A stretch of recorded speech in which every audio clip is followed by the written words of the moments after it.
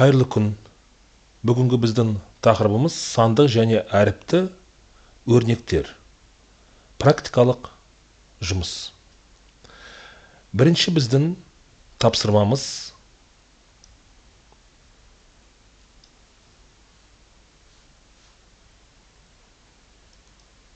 үш а минус 2 көбейту, жақшаның ішінде бізде а минус 4 плюс 5. Тапсырмамыз бізде өрнекті ықшамдаймыз. Қалай? Осы есепті біз есептейміз. Қараңыздар. 3 көбейту а бізде қалады. Енді жақшаны ашамыз. 2а жақша ашқан кезде минус 4-ке біз көбейтеміз. Минус ол бізде плюс 8-ді береді.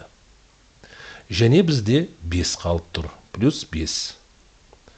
Енді есептеген кезде 3а минус 2 ал, ол бізде а береді.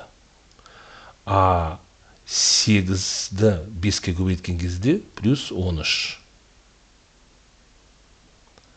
Бізде жауап мұны осындай болады. А плюс 13. Екінші тапсырма. Бізде x-тің саны белгілі 2. Енді бізде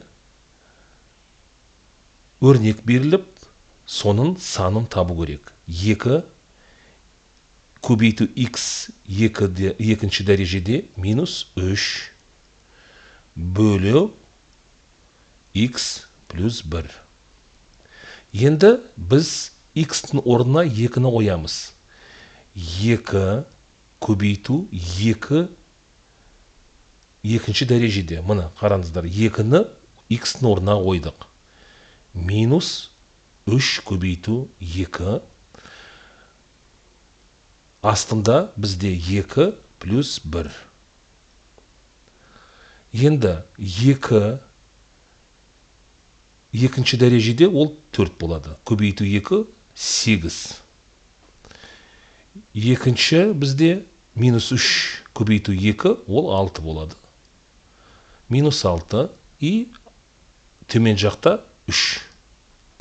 8 минус 6 2 бөлінген 3. Жауабымыз 2 бөлінген 3. Осындай біз бүгінгі есептерді есептедік. Бүгінге рахмет. Келесі кездескенше сау болыңыздар.